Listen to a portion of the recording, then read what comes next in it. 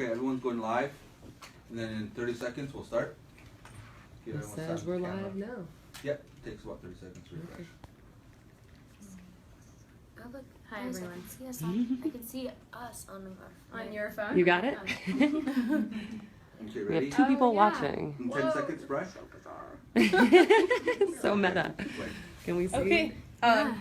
Good morning or afternoon, everybody. My name is Brianne Luger. I am from Standing Rock, and I will be moderating this discussion, this panel with these beautiful women sitting all around me. So we're gonna start out with, we'll just starting with Miss Grace, and move along. And everyone, introduce yourselves. Okay. Hey everyone, my name is Gracie Claymore. I'm from Standing Rock. I live here in Fort Yates, North Dakota. My hometown is on the South Dakota side of the reservation, but I am currently in school. I don't know, I'm part of the Standing Rock Youth Council, and I guess I've just been a part of the movement for a while now, so that's pretty much all I have to say about me. Thank you, Grace. I'm LaDonna Ellard. I'm a enrolled member of Standing Rock Sioux Tribe and at Sacred Stone Camp. Been on the ground 7 months, 23 days. Thank you, Adonna. I'm Shailene Woodley. I started working with the youth in February when they started a petition called Respect Our Water, and a campaign surrounding stopping this pipeline. And I came here on the ground at the end of July, and I've come and gone. I'm Nikki Reed. I got here last night for the first time. I'm good friends with Shay, and she came up to me probably 4 or 5 months ago, now 6 months ago, and said, I need to tell you about what's going on. This is so important and no one's talking about this, and I need you here. And just a few days ago I called her and I said, whatever you need, tell me. And she said, now. So here I am. This is my first official day here, and we just met, all of us, but we feel like family. Kalina Lawrence Seedsta, so Quapshed. My name is Kalina Lawrence. I'm a member of the Suquamish tribe located on the Port Madison Indian Reservation in Washington State. I have also been friends with Shailene for a while and joined the Respect Our Water campaign back in May, and unfortunately I have also been a full-time student in San Francisco, and so this is my first time making it out here, though I've tried to use as much as my pull from the support of our tribe in the Pacific Northwest tribes, really being in solidarity with our relatives here, and I'm just here as an offering, as a resource and a vessel. Thank you. Well, thank you, ladies. I'd like to just jump in and start with our youth here at the table, Miss Gracie Claymore. If you could just talk a little bit about how the youth started this, how the youth kind of gained traction, I guess, in this whole movement, and what you guys are doing now. Okay, so at the beginning, the youth group called the Ocheti Shakoi Youth Runners, they started doing relay runs from the very beginning to help bring awareness to the issue. Some of you may know them, such as Bobby Jean. They ran miles and miles to bring awareness to this issue. They put their bodies at risk against the cold and the heat this summer. They started a petition in this campaign called Respect Our Water. And we've all been a part of it, and they've all been, really inviting to all of the youth, no matter where they went or wherever they've gone. So I guess we just built this big network of youth to where all over the country, all over Indian country, we built a big network of, support, and we all have each other's backs now, and that's pretty crazy because, so many tribes from all over the country are standing together now, and it's because of the youth in the beginning when they, brought their powerful, beautiful spirits to this movement. And that's what it all started with, was peace and prayer, because that's what they wanted this movement to be about from the very beginning. Since day one, they said, we're gonna follow what our ancestors had told us, or how they had lived. We're gonna carry that on by beginning this movement with peace and prayer, and that's how we're going to end it. So I guess that's just really how it began with the youth. And now the Standing Rock Youth Council, we have the International Indigenous Youth Council, we have, the Ocheti Shakoi Youth Runners. I guess we're all just collaborating, trying to see how we can help out wherever we're needed, and that's just pretty much what we're doing now, keeping the fight going. Wow. Thank you, Grace. I think that's one of the coolest things that I've been able to see is how much so many of our youth from not just Standing Rock but all Indigenous nations are coming together, and it's a beautiful thing happening because they're stepping up. Like, these are our future leaders. This is everything that we're fighting for, and they're fighting right along with us. It's an amazing thing. So thank you, Gracie. I keep calling you Grace. Call her Gracie Lou Freebush sometimes. But LaDonna, if you would, you were talking a little bit about earlier about all of the things that are happening with the camp. Would you want to talk about any of those things, or anything at all that you want to talk about? Well, I will say that this whole event that is happening here, the movement is a youth-run movement. They are our leaders. They have always been in the forefront, and it is their voices I think the whole world has listened to. It is their voices that are being heard. So when they first started the media campaign with the youth, it is what the people paid attention to. It was our young people talking. I think that it goes back to our prophecies about how the seventh generation will come and to heal the hoop. That's what I see happening now. I talk with all the youth on the ground, and it's just amazing. So when we first started the camp, it was Joseph White Eyes and Jocelyn Charger who came and said, "We want to help. We'll help." And I watch as Bobby Jean has just blossomed into an amazing young leader. I see all of these people doing amazing things. It is a youth-run movement, and they are our leaders. Thank you, LaDonna. Move over to Miss Shailene here. Is there anything you want, any message that you want to send? It could be anything as far as like the divestment in banks. Is there anything like that that you want to share? Or is there anything that you already have, a message that you'd like to send? Yeah, I mean, as far as like taking action and steps, I'll say it now, and then maybe when we finish we can talk about it again, just so it's really grounded in people. But it's really easy in our society to be apathetic and to let apathy affect us to the point where until something is on our doorstep, we don't care or we don't take direct action to do anything about it. And that's something that I noticed with this movement amongst mainstream media and amongst society outside of Standing Rock. In February, like we've been talking about, when we tried to push this petition and tried to get people to pay attention, Nikki paid attention, but very few people, and Kalina, very few people were willing to really research the issue and care enough to stand up and say something outside of just retweeting or outside of signing something. And now it's become something that's so popular amongst social media and so popular amongst communities, to the point where we found out that there's giant semis coming out here for Thanksgiving to sort of help rewrite and reestablish a narrative around this holiday that was founded on a massacre. And a lot of Westerners don't know the true history of that. And it's a beautiful opportunity and a time to grow and learn. And I ask that everyone who's paying attention to this movement really takes a step back, and outside of the celebrity involvement, outside of all the hype surrounding Standing Rock, like, this is a movement that was led by youth and led by women, and is just about protecting clean water and healing. And I think it's easy to get caught up in distractions that surround us, whether it's popularity, whether it's jumping on the bandwagon because everyone else is doing it.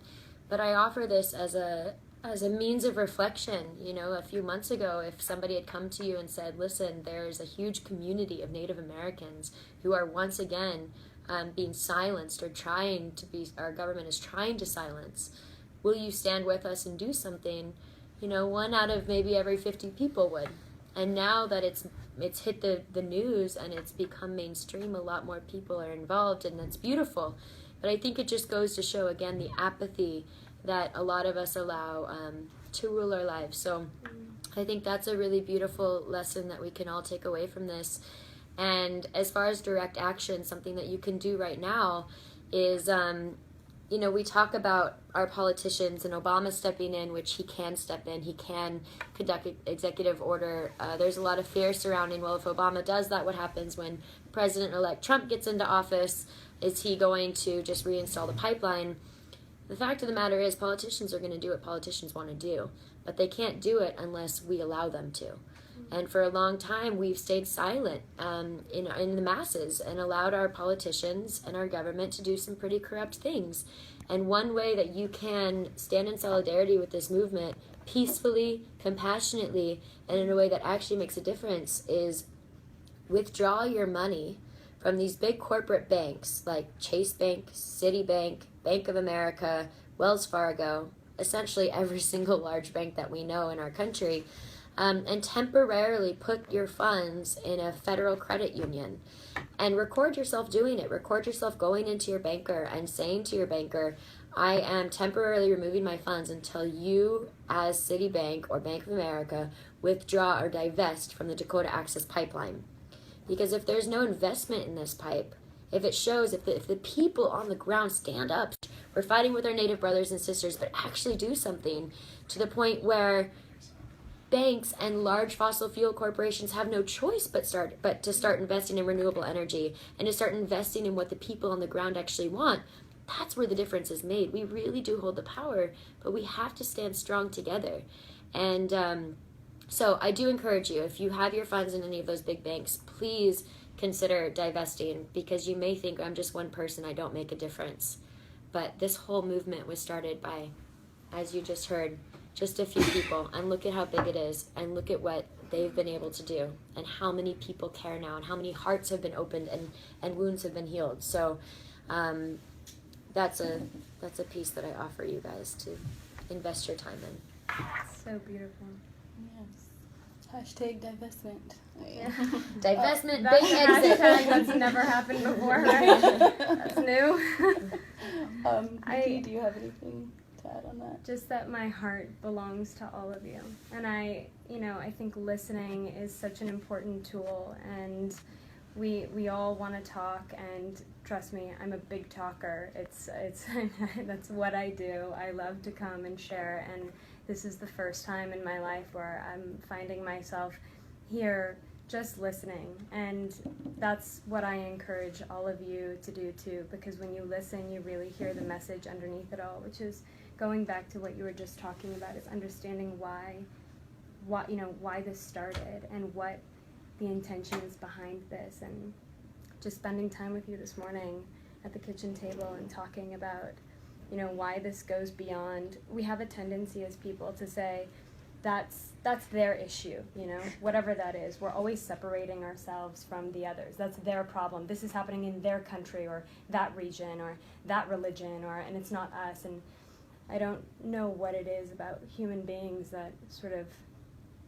guides us in that direction, but what I have seen here is that there's a kind of connectedness that I've never seen before, and an energy. I mean, we're holding hands with people that we've never met, that we're not even sitting next to around the country, and as long as your heart is there, I think it's a really beautiful thing. And then I would say, the more people, the better. The more voices, the better. But just coming and listening and hearing and speaking from your heart, but listening from that same place. Thank you, Nikki. Kalina? Yeah. It's a narrative that we have spent 500 years trying to claim And you know, I come here humbly as a guest. I come in peace with my teachings from the other side of the country, and recognizing the long history of this fight to maintain our right as indigenous people of this continent to keep our instructions intact, right? Our different geographical instructions of wherever we have stewarded across North, Central, South, all of the modern, what we call Americas now. And for me, you know, I have so much love and respect for the folks of this community and this tribe, and the unity that has come out of, you know, not just all walks of life, but our different cultures as Native Americans of the United States. And though we have different instructions, all of them are for the land. All of them are for the preservation of all of the different cycles of life that have to happen in order for humanity to sustain and to exist. And so, you know, there's a lot of conversationing happening about how this movement for water is one that almost anyone can unite under, right? Because of the role that water plays in our lives, and not to take away from, you know, the direct impact that we as indigenous people have always faced, but that water is in all of us, and we're made of water, right? And we are carriers of the teachings that preserve our earth and the things that we need to survive. And so for me, you know, my message is that we can't keep going thinking that we can manipulate the earth to abide by human constructs and human ego and human, right, intellectuality. Though it's beautiful that we possess those things, our teachings across the board as indigenous people remind us that actually none of that exists if we don't have the basic natural resources. And yeah, it's great that we can build buildings. Like, it's great that we have the science and the ways that, and that we're creating, right? We're creative beings, but also we can't overshadow like the basic natural resources that have been disrupted with colonialism and with a deliberate disrespect and genocide to the people who have the instructions for this particular continent. And you know, my message has just been that we have to heal, and that in order to heal, we have to reconnect to our roots and all of the elements that, you know, make us possible. And so including our voices as indigenous people, the small percentage of us that are left, you know, is astounding. This Missouri River, it's water source for over 10 million people. And if you go by federal recognition, there's like not even maybe 5 million Native American people in our country. So for me, it's that we have to stop the separation, and we have to reconnect, and it's indigenous folks whose voices have to be at the forefront of that. Thank you. I agree 110%, and that's everything I've always wanted to like put into words. Thank you for articulating that for me. Yeah. I guess we'll just we can talk a little bit about recent events that happened with the excessive force used on the protesters, or the protectors, I'm sorry, just Sunday night, early into Monday morning. Is, you know, any of you guys want to talk about, ladies want to talk about that? So, I will just mention first and foremost, we send prayers to the young lady in the Minnesota hospital. We send her our strength, and we give thanks to her for her sacrifice, because it is a hard sacrifice. And that as we watch things transpire on the ground, I spend part of my time praying, the other part just in absolute shock that this is America. This is happening in America. That the Constitution no longer exists in North Dakota. The right to stand up, the right to have freedom of the press, the right to speak against injustices.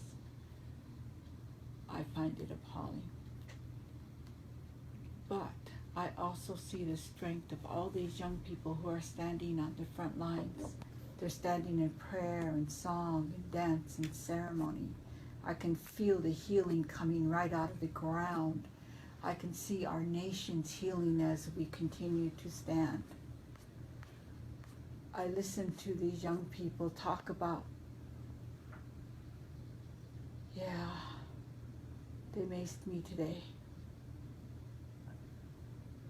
I was there standing in the water, and as I moved, my clothes crackled. They find a little humor in all of the injustice. And it is heartbreaking that these things are happening to our people again.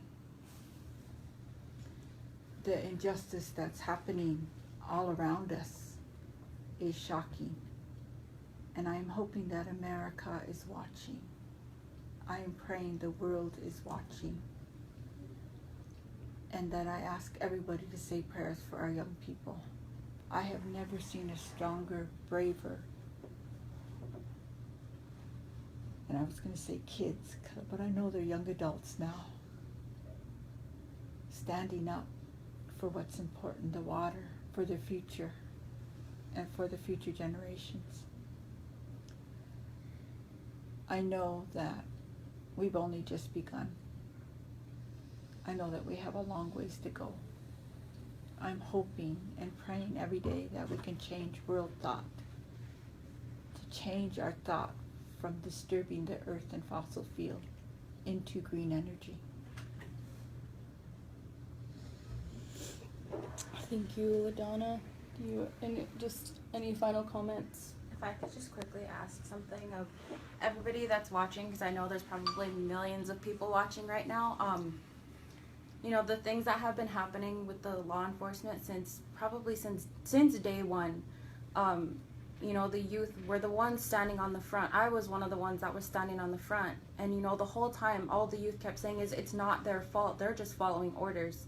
And if it was up to us, we would ask, you know, Morton County or whoever it may be to come stand with us, because it's not even from the beginning, it shouldn't even have been the way it turned out to be.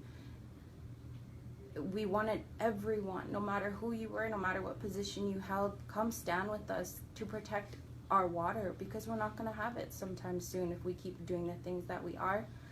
But I just wanted to ask all the people that are watching, I was one of the ones that had met with President Obama and First Lady Michelle Obama when they came to visit Standing Rock 2 years ago. We had a roundtable discussion with 5 other of my peers and chairmen.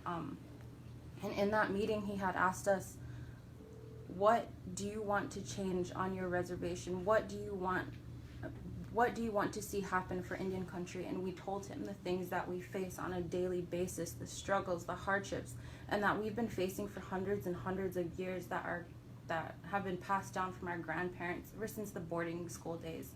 You know, that's trauma that has been passed down and down and down. And we had asked him, please help us.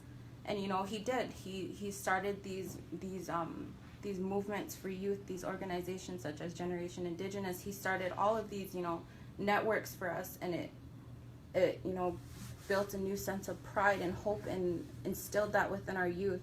And I just ask that everybody ask him to stand with us again, because in that meeting he had told us, you know, I will stand by you no matter what it takes. And he cried with us, you know, he prayed with us, and he invited us out to the White House. And, you know, something as sincere as that, you think that he'd be with us on this right now. And like Shay said, politicians will do whatever politicians do, but the human being side of him right now needs to stand with us, not for us, but for his family, his relatives, whoever it may be, his friends, family that could possibly be affected by this. I just ask you all that you just, share media. I mean, social media is crazy now. Do whatever it takes. Keep making the noise that you guys are, because, at some point he can't ignore us anymore. And I think that's what the youth have been asking for since the beginning, is to have President Obama stand by, Indigenous youth again and permanently halt the Dakota Access Pipeline and help us in any way that possible, because I think we're just tired. But that doesn't mean we're going to stop. But, a little help would be greatly appreciated. That's all I have to say. Thank you. I guess with that, we've run out of time. I just want to thank everyone for coming today, for being here, for standing with Standing Rock. I encourage every single one of you who is watching this, turn to the person next to you and just give them a hug.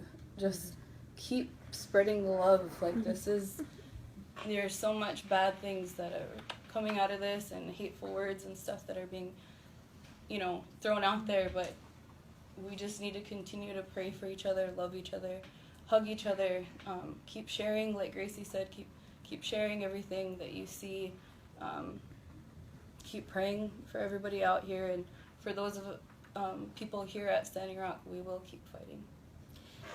And divest from your banks.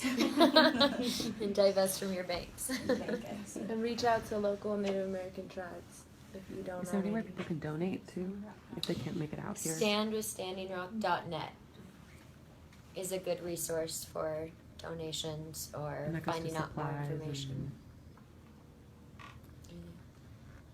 Thank you. Thank you all so much. Thank you.